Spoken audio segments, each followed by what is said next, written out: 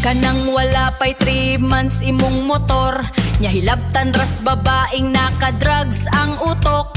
Maong lisod gyud kung buang na atong kontra. Wa nay huna-huna o kaikog o kauwaw. Proud pagani ha! Sa pila kalaking nakaiyot niya, ug wahibaw ikinsa ang amahan sa anak niya. Kalo!